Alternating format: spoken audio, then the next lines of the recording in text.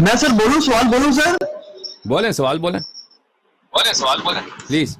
اچھا سر، گزارش یہ ہے کہ انٹرنیٹ پر نا ایک ویڈیو دیکھی تھی. جی ایک کوئی صاحب ہیں جو کہ عربی معلوم ہوتے ہیں مجھے. ان کا نام ہے رامی عیسیٰ. جی رامی عیسیٰ. جی جی جی تو ان کی سر ایک ویڈیو ہے جس میں انہوں نے کئی شیعہ عالم دین ہے حمزہ العمارہ، اچھا میں نہیں جانتا کہ کیا قرآن مجید فرقان حمید میں 12 ائمہ کرام اہل بیت علیہ السلام کو قرآن و حدیث کی تبلیغ کا اور اس کو یاد رکھنے کا، محفوظ کرنے کا، آگے انسانوں تک پہنچانے کا کوئی حکم ہے؟ تو حمزہ العمارہ صاحب نے فرمایا کہ یہ کوئی ایسی کوئی ضروری چیز نہیں کہ ہر بات قرآن مجید فرقان حمید میں لازماً نہیں دے دی جائے، سنت بھی تو موجود ہے. تو رامی عیسیٰ صاحب نے فرمایا کہ ازواج مطہرات جو ہیں ان کو اللہ رب العزت نے قرآن مجید میں حکم دیا کہ جو تمہارے گھروں میں قرآن مجید نازل ہو رہا ہے اس کو یاد رکھو، لوگوں تک پہنچاؤ. انہوں نے آیت کوٹ نہیں کی، لیکن بہرحال شیعہ عالم دین نے بھی ان کی تردید نہیں کی کہ ایسی کوئی آیت نہیں ہے. تو انہوں نے پوچھا کہ ایسی کوئی آیت ہمیں 12 ائمہ معصومین علیہ السلام کے متعلق کیوں نہیں ملتی؟ تو اس پر جو شیعہ عالم دین تھے جن کا نام وہ لے رہے تھے حمزہ العمارہ، انہوں نے فرمایا کہ ضروری نہیں ہے کہ قرآن مجید میں ہر چیز جو ہے وہ مکمل تفصیل کے ساتھ موجود ہو. انہوں نے مثالیں بھی دی. تو انہوں نے آگے سے فرمایا رامی عیسیٰ صاحب نے کہ کیا آپ یہود و نصارہ مولدین کے سامنے یہ بات اقرار کریں گے کہ آپ کا جو بنیادی ترین عقیدہ ہے وہ قرآن مجید میں نہیں دیا بلکہ وہ سنت سے ثابت ہے؟ ایک انہوں نے یہ سوال کیا، پھر انہوں نے کلپ کاٹ دیا جس سے وہ ظاہر یہ کرنا چاہ رہے تھے کہ میں نے بڑی تاریخی فتح حاصل کر لی. جناب رامی عیسیٰ صاحب یہ کوشش کر رہے تھے. جی دوسری آپ کی خدمت میں گزارش یہ کرنی تھی کہ ایک اور کلپ اسی ویب سائٹ پر لگایا گیا جو کہ شیخ یاسر الحبیب صاحب جو برطانیہ والے ہیں ان کا کلپ لگایا گیا، جس میں وہ یہ جواب دے رہے تھے. ان سے غالباً سوال ہوا جیسے آپ کی خدمت میں ہم نے سوال پیش کیا، انتہائی عرضی کے ساتھ، انتہائی محبت کے ساتھ. انجینئر محمد علی مرزا صاحب جیلوی کی طرف سے، مفتی محمد اسحاق صاحب مرحوم کی طرف سے اور ہماری طرف سے بھی انتہائی عرضی اور محبت کے ساتھ آپ کی خدمت سوال پیش کیا گیا کہ 12 ائمہ کرام علیہ السلام کے نام بتائیے قرآن مجید فرقان حمید سے. تو آپ نے مختلف دلائل دیے. تو شیخ یاسر الحبیب صاحب نے اس کی دلیل یہ دی، انہوں نے کہا جی کہ قرآن مجید فرقان حمید میں تو نماز جیسا جو اہم ترین رکن ہے جو کہ ہر روز 5 مرتبہ باجماعت ادا کرنا مسلمانوں پر فرض ہے، اس کے بھی تفصیلی احکامات قرآن مجید میں نہیں ملتے. تو انہوں نے کہا کہ در حقیقت بعض سوالات ایسے ہوتے ہیں کہ وہ سوالات ہی انتہائی جاہلانہ اور انتہائی بیوقوفانہ ہوتے ہیں. انہوں نے یہ کہا کہ یہ جو اہل سنت سوال کرتے ہیں نا کہ قرآن مجید میں 12 ائمہ کے نام دکھاؤ، اس سے بڑی بیوقوفانہ سوال نہیں ہو سکتا. انہوں نے کہا یہ سوال کی جاڑی جہالت پہ مبنی ہے، بیوقوفی پہ مبنی ہے. تو اس کا جواب آگے انہوں نے ایک اور ویڈیو لگائی. ان کے بقول وہ کوئی ایسے عالم تھے جو اہل تشیع سے منحرف ہو کر اہل سنت ہو گئے، اور بقول اس ویب سائٹ والے کو ان کا نام ہے حسین المؤید. حسین المؤید. اور انہوں نے یہ کہا کہ نماز کی جو اصل ہے وہ قرآن مجید میں انتہائی وضاحت کے ساتھ ثابت ہے. انتہائی وضاحت کے ساتھ نماز کی اصل قرآن مجید میں ثابت ہے، اور اس کے جو فروعی احکامات ہیں، جو اس کی تفاصیل ہیں، وہ احادیث صحیحہ و سنت سے ثابت ہیں. جبکہ بقول حسین المؤید صاحب کے امامت منصوص من اللہ کا جو عقیدہ ہے وہ اس وضاحت کے ساتھ قرآن مجید فرقان حمید میں موجود نہیں. ایک یہ تھا سر. ایک کلپ انہوں نے لگایا مرجع اعظم مناظر اعظم کمال الحیدری آیت اللہ العظمیٰ کا، ایران کے جو بہت بڑے مناظر ہیں. اس کلپ میں آیت اللہ العظمیٰ کمال الحیدری صاحب مرجع اعظم فرما رہے تھے کہ قرآن و سنت سے، صحیح حدیث سے امامت کا ثبوت نہیں ملتا. یہ کلپ میں وہ فرما رہے تھے.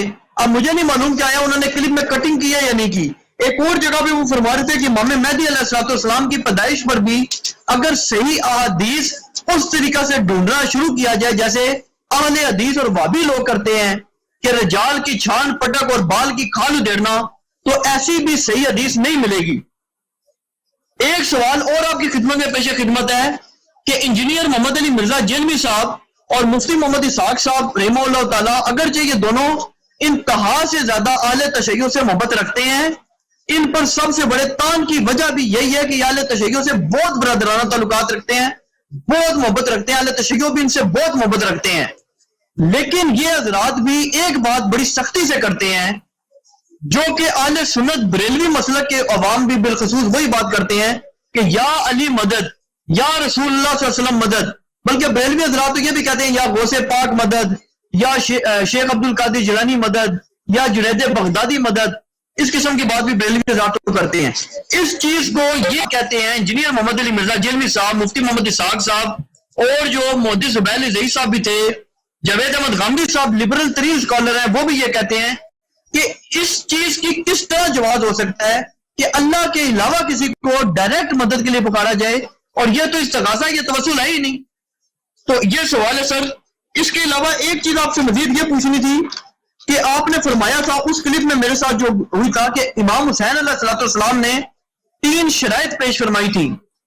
اس میں آپ کی خدمت میں انتہائی ادب اور احترام سے گزارش کروں گا، آپ کو ایک واقعہ بتانا چاہوں گا کہ یہی بات جو آپ فرما رہے ہیں کہ 3 شرائط حضرت امام حسین علیہ السلام نے نعوذ باللہ من ذالک پیش فرمائی تھی، وہ یہ بات محدث زبیر علی زئی صاحب جو اہل حدیث وہابی سلفی مسلک کے امام تھے برِ صغیر پاک و ہند میں، بہت بڑے مناظر تھے، انہوں نے بھی یہ بات اپنے رسالے مانامہ الحدیث میں لکھ دی تھی۔ یہ بات جب محدث محمد اسحاق صاحب رحمہ اللہ تعالیٰ فیصل آبادی کو پتا چلی تو انہوں نے بڑا شدید احتجاج کیا، اور انہوں نے میرے ذریعے یہ پیغام پہنچایا کہ زبیر علی زئی میرے بھائی کو، جو بہت بڑا محدث ہے، میں بھی اس کے علم حدیث میں اسناد پہ چھان پٹا کا موترف ہوں، اس کو بتاؤ کہ جو راوی امام حسین علیہ السلام کے ساتھ پورے واقعہ کربلا میں موجود ہے، وہ کہتا ہے نعوذ باللہ من ذالک ایسی کوئی واقعہ نہیں ہوا، امام حسین علیہ السلام کے عزم میں ایک لمحے کے لیے بھی تزلزل نہیں آیا۔ اور بعد میں جب میں نے یہ پیغام محدث زبیر علی زئی صاحب کی خدمت میں پیش کیا تو انہوں نے کچھ عرصہ بعد مجھے کال کی، بڑے خوش تھے اور انتہائی محبت کے ساتھ انہوں نے کہا کہ باب اسحاق کو یہ پیغام اس کی بات درست نکلی ہے، میں اپنی بات سے رجوع کر رہا ہوں، اور رجوع اس طرح نہیں کر رہا کہ میں کہہ رہا ہوں کہ یہ روایت جو میں نے لکھی تھی کہ لال بن یساف تک اس کی سند صحیح ہے، میں بلکہ یہ کہہ رہا ہوں کہ یہ کتاب ہی باطل ہے۔ یہ جو کتاب ہے غالباً اس کا نام تھا انصاب الاشراف علامہ بلازری کی، وہ زبیر علی زئی صاحب نے کہا کہ میں نے تحقیق جب کیا تو مجھے علم ہوا ہے کہ انصاب الاشراف بلازری کی جو کتاب ہے امام کی، یہ اپنے جو مصنف ہے اس سے بسند صحیح ثابت ہی نہیں، تو یہ روایت کسی صورت ثابت نہیں ہے، جعلی ہے، اور امام حسین علیہ السلام پر یہ ناصبی حضرات کا بہت بڑا بہتان عظیم ہے۔ اور پھر زبیر علی زئی صاحب نے باقاعدہ اس کی تردید اپنے رسالے میں لکھی، اور اس میں مفتی محمد اسحاق صاحب کو جب میں نے بتایا تو وہ خوشی سے پھولے نہیں سمائے، انہوں نے کہا کہ یہ تو وہ روایت ہے جو اس کو دیکھ کے ناصبی اور یزیدی لوگ جو ہے وہ بغل تھے، اور انہوں نے دنیا بارے میں آسمان سر پہ اٹھا رکھا تھا۔ اور ایک چیز آپ سے مزید یہ پوچھنی ہے کہ جو ذکر سے آپ نے فرمایا تھا کہ مراد خالی یہی نہیں ہے کہ جیسے عوام الناس میں مشہور ہے کہ اس سے مراد قرآن مجید فرقان حمید ہے، بلکہ آپ نے کہا اس سے کوئی دیگر چیزیں مراد لی جا سکتی ہیں، تو اس کی ذرا وضاحت سننا، کیونکہ یہ ایک ایسی چیز ہے جو بڑی خطرناک اور بڑی عجیب چیز ہے۔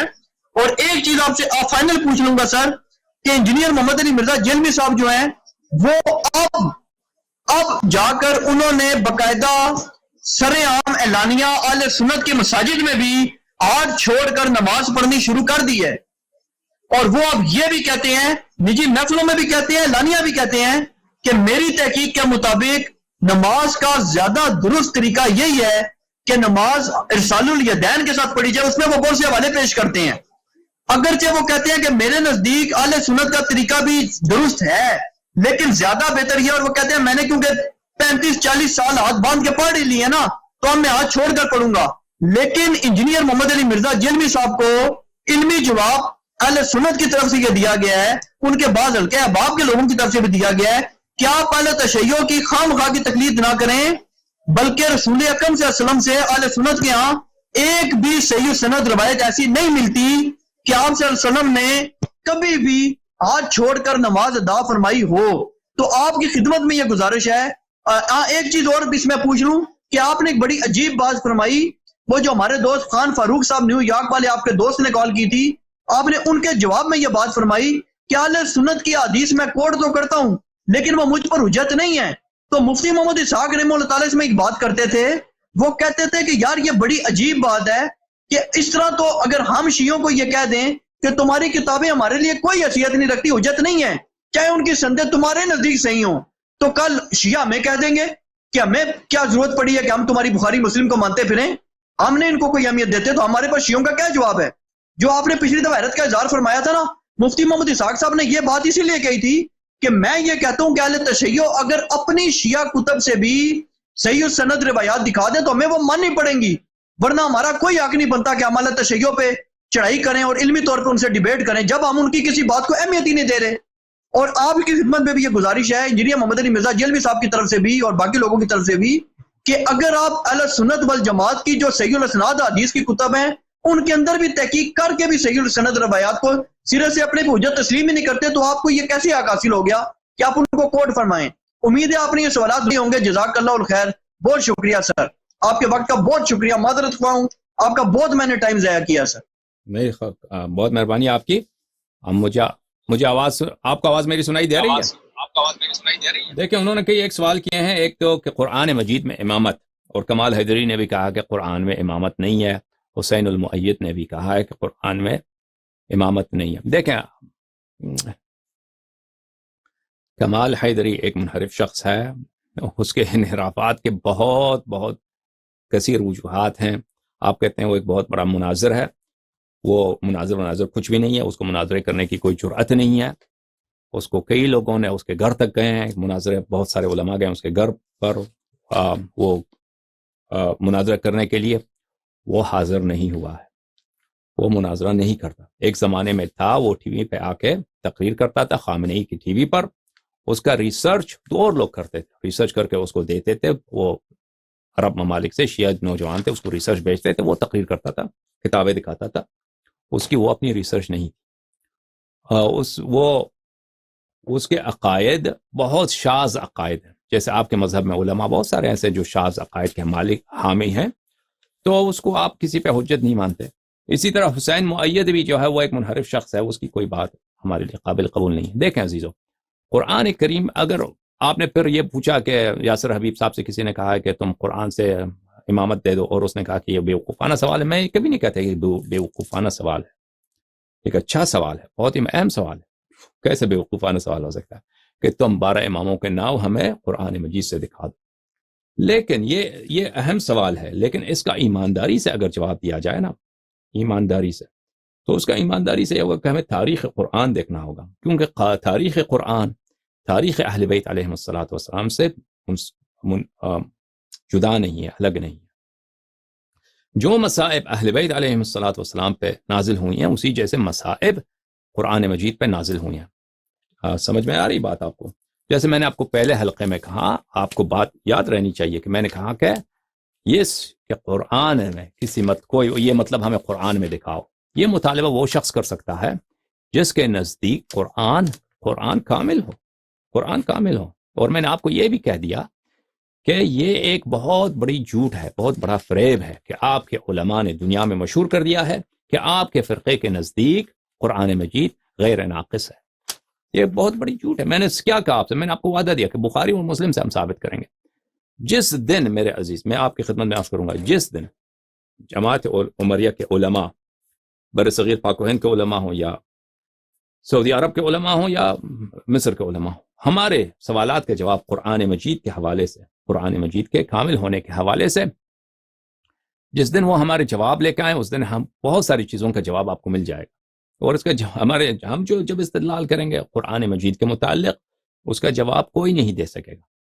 یہ ہمارا آپ سے وعدہ ہے کہ ہم بخاری اور مسلم سے اور بقیہ آپ کی جو صحیح کتب سے، ان سے آپ کو اتنے حوالے جات دکھائیں گے کہ یہ جو کہا جا رہا ہے کہ قرآن کریم آپ کے مذہب کے مطابق یہ صحیح ہے، یہ کامل ہے، اس کا کوئی سخت نہیں ہے، یہ آپ کے مذہب کے مطابق یہ صحیح ہو ہی نہیں سکتا۔ مگر یہ کہ آپ کہہ دیں کہ ابو بکر آپ کا امام نہیں ہے، عمر آپ کا امام نہیں ہے، عائشہ آپ کے نزدیک ثقہ نہیں ہے، بخاری مسلم آپ کے کتاب نہیں ہے، یعنی پورے اپنے مذہب سے آپ کو ہاتھ اٹھانا پڑے گا، یعنی آپ کے سامنے کوئی چارہ کار نہیں ہے، کوئی چارہ کار نہیں ہے مگر یہ کہ تم اعتراف کرو کہ قرآن کریم میں آپ کے مذہب کے مطابق بہت سخت ہے۔ اچھا، اور یہ صرف سخت قرآن مجید میں نہیں ہے آپ کے مذہب کے مطابق، سنت میں تو بہت واضح ہے، سنت بھی تو وہی ہے۔ اتنے احادیث رسول پاک صلی اللہ علیہ وسلم کے مفقود ہیں۔ آپ کے نزدیک تو کوئی امام بھی نہیں ہے نا، آپ کے نزدیک تو کوئی امام نہیں ہے جن کے پاس ساری سنت، ساری کتاب کی تفسیر ان کے پاس محفوظ ہو۔ آپ تو کہتے ہیں کہ نبی کریم صلی اللہ علیہ وسلم مر گئے، دنیا سے چلے گئے، ان کا علم جو صحابہ کو یاد تھا، جو صحابہ سے کچھ نقل ہو گئی، کچھ صحابہ مر گئے انہوں نے کسی کو بتایا بھی نہیں، ہاں کچھ تاریخ میں مفقود ہو گئے، اس جو بخاری مسلم مسند احمد بن حنبل ان کتب میں جو احادیث موجود ہیں بس یہی ہیں. یعنی سنت بھی آپ کے نزدیک بہت ناقص، ہمارے مذہب کے مطابق قرآن بھی محفوظ، پوری کی پوری سنت محفوظ. اچھا امام مہدی عجل اللہ تعالی فرجہ الشریف کے متعلق جو ہے کمال حیدری نے کہا کہ ان کی ولادت کے متعلق کوئی حدیث صحیح نہیں ملتی. یہ ایک بکواس ہے، یہ کمال حیدری کیا بونکتا ہے. دیکھیے رسول پاک صلی اللہ علیہ وسلم کی ولادت کے متعلق آپ کے پاس کتنے احادیث ہیں؟ آپ اپنی کتاب بخاری مسلم ان کی ولادت کہاں ہے کہ آپ کی کتب میں احادیث؟ پہلی بات تو یہ دکھائیے کہ آپ کی کتب میں کتنے امام عاصر علیہ السلام رسول پاک صلی اللہ علیہ وسلم سے زیادہ عظیم تو نہیں ہے. ان کی ولادت کے متعلق آپ کے پاس کتنی کتابیں روایتیں ہیں کہ ان کے وقائع ولادت کیسے ہیں؟ ٹھیک ہے، ہمارے پاس وقائع ولادت الرسول صلی اللہ علیہ وسلم، امیر المؤمنین علیہ السلام، امام حسن علیہ السلام، الا ماشاء اللہ احادیث. امام عصر علیہ السلام کے متعلق صحیح احادیث موجود ہے. ٹھیک ہے نا. اب وہ اہم نہیں ہے کہ وقائع ولادت کیسی ہوئی، یہ اتنا زیادہ اہمیت کا حامل نہیں، لیکن ہمارے پاس احادیث ہیں اور احادیث امام زمانہ علیہ السلام کے متعلق صحیح بھی ہیں. کمال حیدری یہ باتیں کرتا ہے، وہ کیوں کرتا ہے مجھے نہیں معلوم در حقیقت کیوں ہو، لیکن وہ ایک منحرف شخص ہے. وہ ایسے کلپس بناتا ہے چھوٹے چھوٹے، وہ اس میں عجیب غریب باتیں کر کے کہتا ہے، اور آیت اللہ العظمیٰ کا بھی اس میں لقب لگا کے لگاتا ہے. تو وہ اس کی بات کا انٹرنیٹ میں لوگ بہت ہیں بھائی، انٹرنیٹ میں لوگ بہت ہیں، باتیں کرنے والے بہت ہیں، تو آپ سب پہ دھیان نہیں رکھنی چاہیے.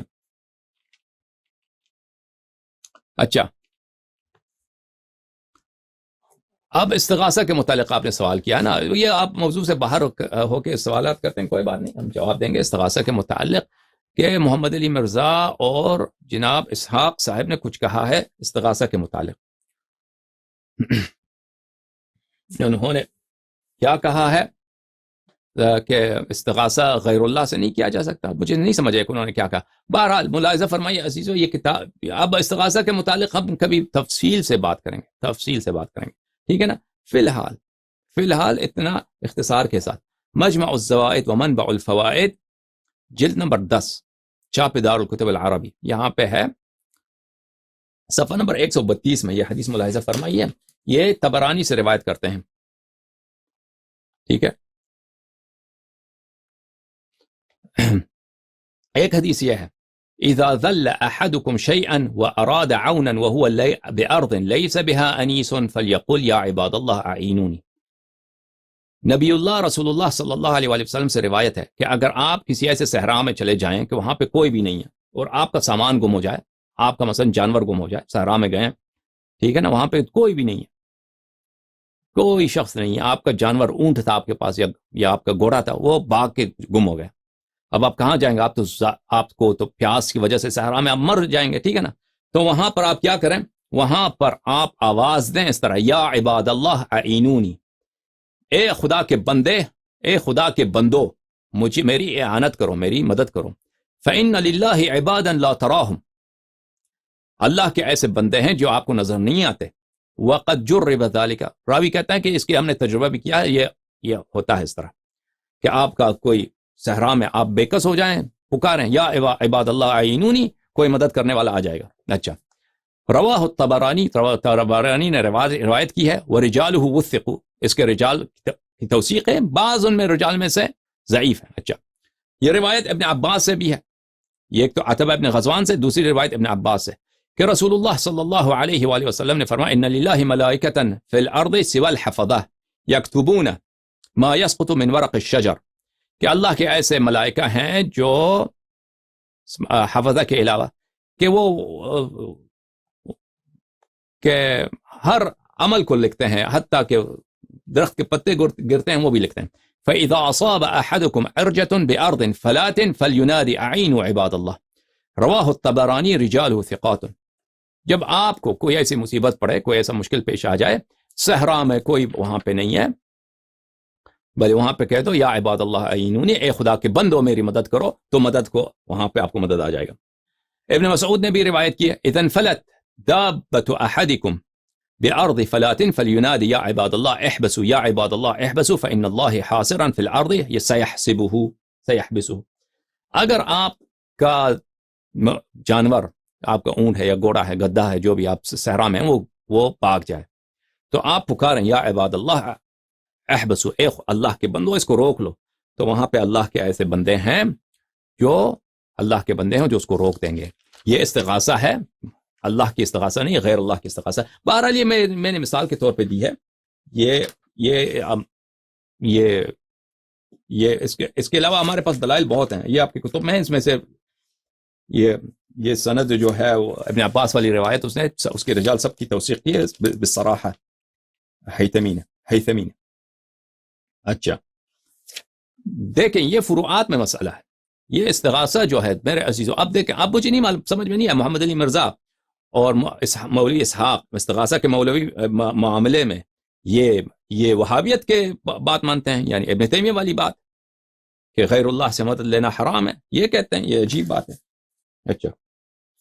اچھا پھر آپ نے کہا 3 شرائط امام حسین علیہ السلام کی جانب سے 3 شرائط. دیکھیں عزیز میرے بھائی، مجھے نہیں معلوم کہ آپ کیسی باتیں کر رہے ہیں 3 شرائط کی.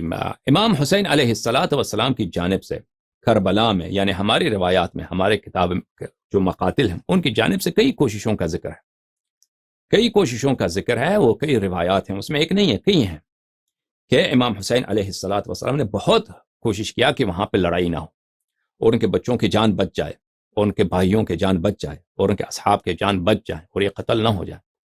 تو یہ اگر وہ آپ کے کتاب میں کوئی مولوی، کسی مولوی کا آپ نے ذکر کیا، اس نے انکار کیا کوئی وہابی ہے کوئی، اس کا میں آپ کے کتب کے حوالے کا نہیں دے رہا تھا.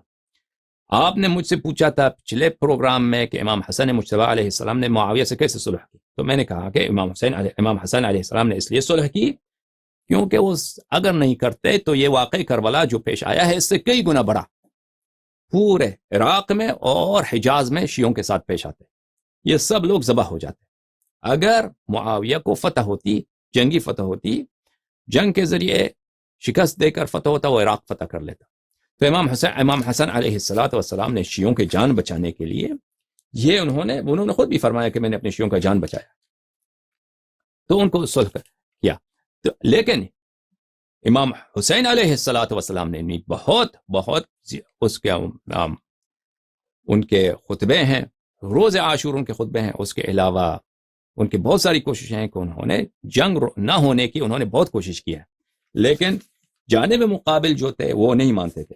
اچھا پھر آپ نے سوال کیا ہے انا نحن نزلنا الذکر وانا له لحافظون، انا له لحافظون.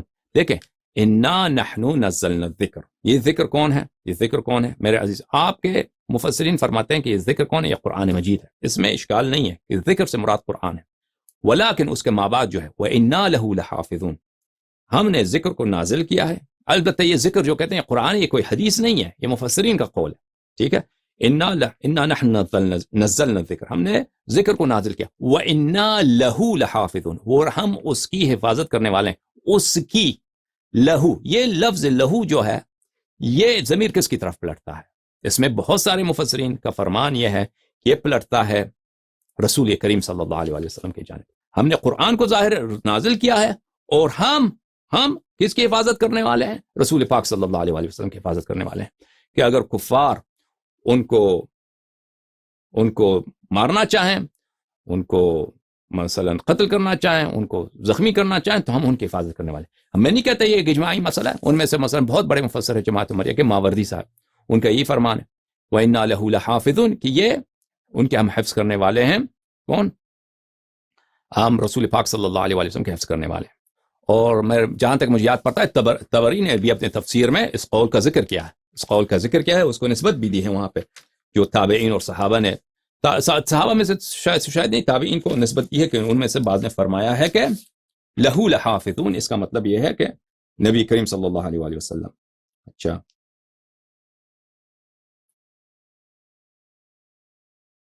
اب آپ نے کہا کہ حجت شیعہ حدیث حجت ہے. اچھا شیعہ حدیث کے ہم اگر آپ کے کوئی حدیث ہمارے لیے ثابت ہو جائے صحیح سند کے ساتھ، کیا ہم اس کو تسلیم نہیں کریں گے؟ دیکھیے عزیزو، آپ کے حدیث جس انداز سے نقل ہوئی آپ کے کتب میں، جس انداز وہ نہایت غیر علمی انداز سے نقل ہوئی ہے نا. اور صحیح حدیث کس کو بولتے ہیں؟ آپ صحت سے کیا بولتے ہیں؟ صحیح سے مراد صرف یہ ہے میرے عزیز، صحیح حدیث اور متواتر حدیث میں زمین آسمان کا فرق ہے. متواتر حدیث کو کہتے ہیں جس کے روات اتنے ہیں کہ وہ اس انسان کو یقین ہے کہ یہ حدیث واقعاً رسول پاک صلی اللہ علیہ وسلم نے فرمایا. تو صحیح حدیث سے مراد یہ نہیں ہے کہ وہ یقینی ہے.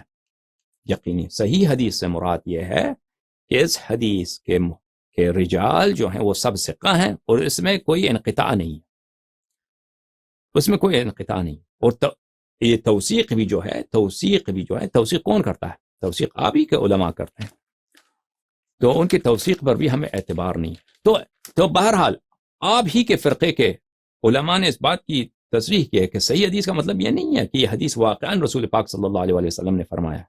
صحیح حدیث کا مطلب صرف یہی ہے کہ اس کے رجال سب ثقہ ہیں اور یہ کیا ہے، اور یہ اس میں کوئی انقطاع نہیں. ابھی میں آپ کو ان کے کچھ حوالے بھی دکھاؤں تو اگر مجھ سے ہو سکے میں تو آپ کو حوالے بھی دکھاتا ہوں کہ صحیح حدیث کے متعلق. تو ہم سوال کرتے ہیں کہ کیا آپ کے صحیح حدیث کو ہم کیوں نہیں مانتے بھائی؟ ٹھیک ہے نا. صحیح حدیث کا مطلب یہ نہیں ہے کہ یقین ہے کہ وہ رسول پاک صلی اللہ علیہ وسلم سے صادر ہوئی. یہ التقریب و التیسیر للنووی، چھاپ دار الکتب العربی، ٹھیک ہے نا. یہ صفحہ نمبر 25 میں حدیث صحیح کو تعریف کرتے ہیں. ہوا متصل سندہ بالعدول الضابطین من غیر شذوذ ولا علتین. وہ صحیح حدیث وہ ہے کہ اس کی سند کہ سب روات عادل ہیں، ضابط ہیں، یعنی ضبط کرنے والے، ان کی یادداشت میں کوئی مشکل نہیں، غیر شذوذ ہے. اس حدیث میں کوئی ایسی نادر بات نہیں ہے، نادر جو عقائد کے خلاف ہو مثلا. اور اس میں کوئی اور بھی ضعف کی سبب نہیں ہے. وَإِذَا قِيلَ صَحِيحٌ فَهَذَا مَعْنَا. جب ہم کہتے ہیں کہ صحیح تو اس کا مطلب یہ ہے لا انہ مقطوع بہ، اس کا مطلب یہ نہیں کہ وہ قطعی ہے، اس کا مطلب یہ نہیں کہ واقعاً رسول پاک صلی اللہ علیہ وسلم نے فرمایا. تو حدیث صحیح جو آپ کہتے ہیں یہ حدیث صحیح ہے، یاد رکھیے اس کا مطلب یہ نہیں ہے. آپ لوگوں کے مذہب کے مطابق کہہ رہا ہوں کہ آپ کے مذہب میں یہ ہے کہ حدیث صحیح کا مطلب یہ ہے کہ نہیں کہ یہ واقعاً رسول پاک صلی اللہ علیہ وسلم نے فرمایا ہے. ہو سکتا ہے کہ حدیث صحیح ہے، یعنی اس کے سب رجال ثقات ہیں، لیکن وہ قطعی نہ ہو. اکثر حدیث صحیح میں یہی ہوتا ہے. ٹھیک ہے. یہ سیوطی کی شرح ہے، اسی تقریب نووی کی سیوطی کی شرح ہے. جزء اول یہاں پہ ملاحظہ فرمائیے، لا انہ مقطوع بہ، اس کی شرح میں وہ فرماتے ہیں لا انہ مقطوع بہ فی نفس الامر لجواز الخطأ والنسیان علی الثقہ. بلے ہاں، کہتے ہیں کہ صحیح حدیث قطعی نہیں ہوتی، یقینی نہیں ہوتی. کیونکہ ثقہ کیا کرتا ہے؟ ثقہ خطا بھی کر سکتا ہے، اس کو بھول بھی ہو سکتا ہے، فراموشی بھی ہو سکتا ہے اس کو. خلافا لمن قال ان خبر الواحد یوجب القطع. ہم اس بات کو مانتے ہی نہیں ہے کہ خبر واحد خبر متواتر کے مقابلے جو خبر متواتر نہیں ہے وہ یقینی ہوتا ہے. تو عزیز، جب آپ کے اپنے مذہب میں آپ شاید یہ سوچتے ہیں کہ صحیح حدیث ہے اس کا مطلب یقینی ہے، وہ یقینی مطلب نہیں ہے. آپ کے علماء نے بعض رجال کی توثیق کی ہے. آپ کے علماء ہمارے نزدیک یہ اکثر فاسد العقیدہ علماء، فاسد العمل علماء تھے.